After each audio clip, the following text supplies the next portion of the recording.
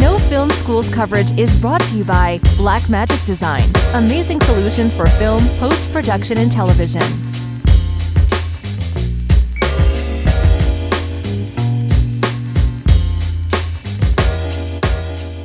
Be kind to yourself.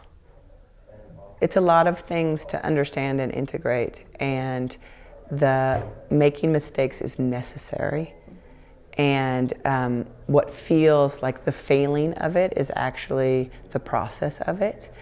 And the searching that you are involved with is what enables you to see over time. And you can't, it's not knowledge that you can just start with. It's knowledge that builds over time. So just do it.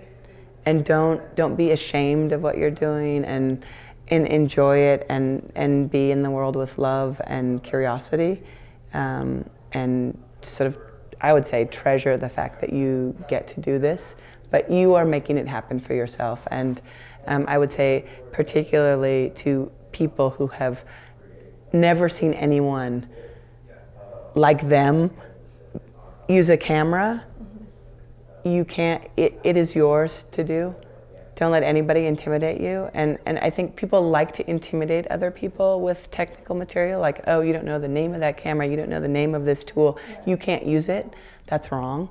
You can use it. I mean, you have to treat the equipment with respect, but anyone can use a camera and never should be intimidated from using a camera by anyone else. So I hope to see many different people using cameras than have used cameras in the past. And that's happening because we all have cell phones. I think for a lot of people who want to make films, the hardest thing is to start. Like, they always have an idea, but they just probably feel not confident, either because they don't have money or equipment, or fear of failure. So my advice would be just go ahead and do it with the equipment you have, even a cell phone, and the determination to finish it with or without money, and no matter what. And yeah. Get your feet wet or your hands dirty. Be willing to work for nothing as a PA on a film. Get to know what filmmaking is. Please make at least one short film before you tackle a feature. But also, bottom line,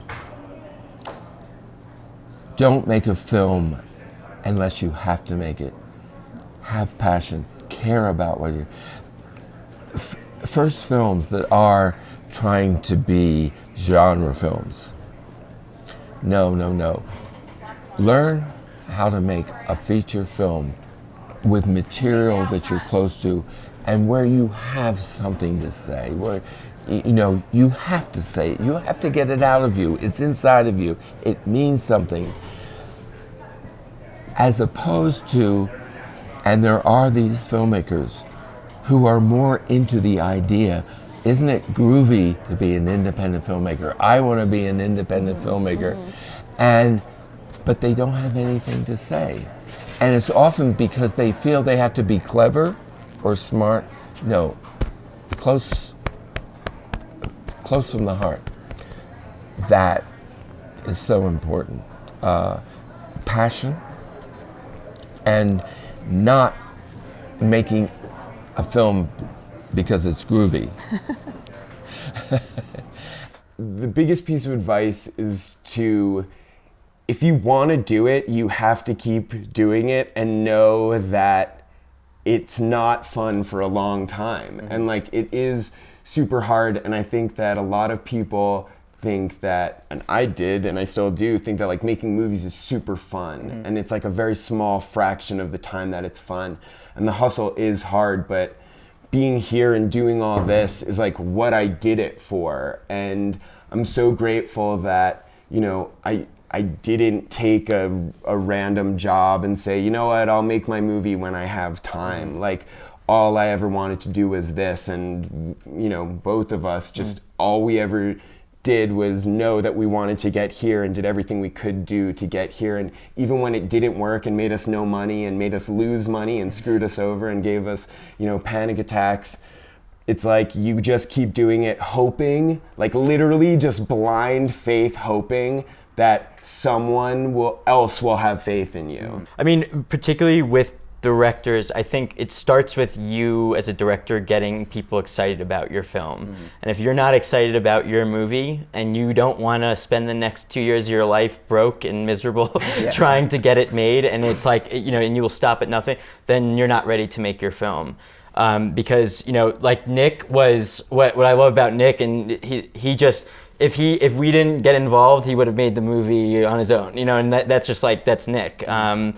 And I think the other thing that, and this is something that like I've just learned from Borderline, but like finding those people that you can count on your hand that you trust, that you can go to, and admitting you, like, we don't know it all. I'm just starting to learn. This is like absolutely crazy. I don't know if anyone does. Yeah, but like having those, the person that you can pick up the phone and say, what do I do? Which I do all the time. And you trust them. I mean, the amount of times I'm like on set, like, what do you think the best move is? Should we break for lunch now, or should we try to get the scene before lunch? Like, but even to that note, like, as a director, having like the confidence and trusting in your crew members to be like, even on set, when something didn't work, Jake could come to me and say like, what if you try this?